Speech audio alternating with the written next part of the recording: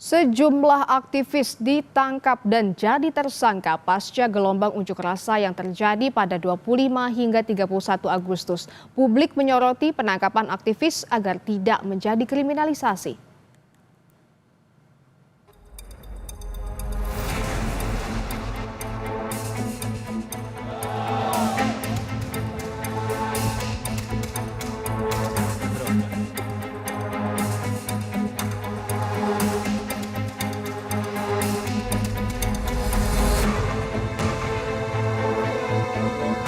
Saiful Amin, orator demo di Kediri, Jawa Timur yang sempat berdebat dengan Kapolres Kediri Kota saat demo 30 Agustus lalu ditangkap.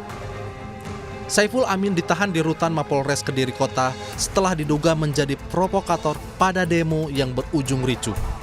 Saudara SA, inisial SA, atas dugaan persangkaan pasal 160 KUHP berdasarkan penetapan dari adanya alat bukti keterangan saksi, kemudian alat bukti surat, kemudian alat bukti petunjuk. Direktur Lembaga Bantuan Hukum Al-Faruq, Taufik Dwi Kusuma, menyayangkan penetapan Saiful Amin sebagai tersangka. Ia menyebut mantan ketua cabang PMII Kediri itu bukan provokator atau dalang kerusuhan.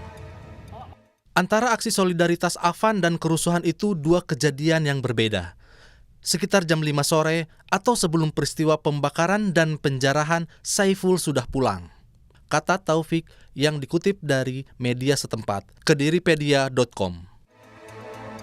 Sebelumnya di Jakarta, Del Pedro Marhain, Direktur Eksekutif Lokataru, juga ditangkap polisi. Del Pedro ditetapkan tersangka penghasutan melalui media sosial yang berujung demo ricuh dengan melibatkan remaja. Tersangka DMR adalah melakukan melakukan kolaborasi dengan akun-akun IG lainnya untuk menyebarkan ajakan agar pelajar jangan takut. Tersangka SH itu adalah akun atau admin dari akun IG, nama akunnya @gm. Perannya adalah juga melakukan collab akun IG untuk menyebarkan ajakan pengerusakan. Selain Del Pedro, ada pula Syahdan Hussein, admin sekaligus humas akun Instagram @gejayan memanggil yang juga ditangkap atas tuduhan yang sama. Tim Advokasi untuk Demokrasi menilai penetapan tersangka sejumlah aktivis oleh kepolisian cacat prosedur hukum. Tim meminta penangguhan penahanan untuk Del Pedro. Kami melihat ada dua proses yang miss dan yang sudah seolah-olah ini terburu-buru.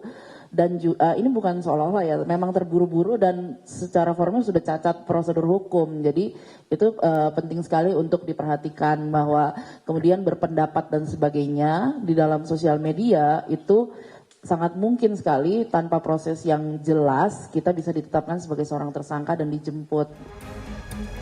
Menteri Koordinator Bidang Hukum, HAM, Imigrasi dan Pemasyarakatan Yusril Ihza Mahendra menegaskan penangkapan Direktur Eksekutif Lokataru Foundation Del Pedro tidak melanggar hukum. Yusril meminta Del Pedro melakukan perlawanan sesuai mekanisme hukum yang berlaku. Dan saya kira setiap orang kan harus gentleman menghadapi satu proses hukum. Kalau misalnya oleh aparat disangka dia melakukan satu kejahatan dan menurut aparat penegak hukum ada bukti-buktinya, ada bukti-bukti permulaan yang cukup, tapi dia juga bisa menggunakan advokat untuk menyanggah. Direktur Eksekutif Amnesty International Indonesia, Usman Hamid, menilai penangkapan aktivis dan warga sipil yang diduga terlibat provokasi tidak tepat. Penyampaian pendapat di muka umum dijamin undang-undang. Tidak tepat ya. Pertama, secara material proses penetapan tersangka mereka didasarkan pada pasal-pasal yang saya kira lemah untuk menuduh mereka misalnya melakukan penghasutan kepada publik untuk melakukan tindak pidana atau misalnya melakukan penghasutan terhadap anak-anak untuk melakukan tindak pidana. Nah, yang terlihat di dalam sejumlah informasi yang saya pelajari termasuk dari pihak kepolisian, rata-rata itu berasal atau berawal dari posting di media sosial.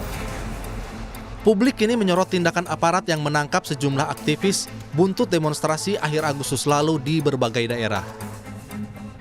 Desakan pembebasan aktivis dan warga sipil yang ditangkap karena dituding sebagai provokator terus disuarakan. Publik berharap agar penangkapan para aktivis tidak menjadi kriminalisasi atau pembungkaman suara kritis masyarakat. Tim Liputan Kompas TV.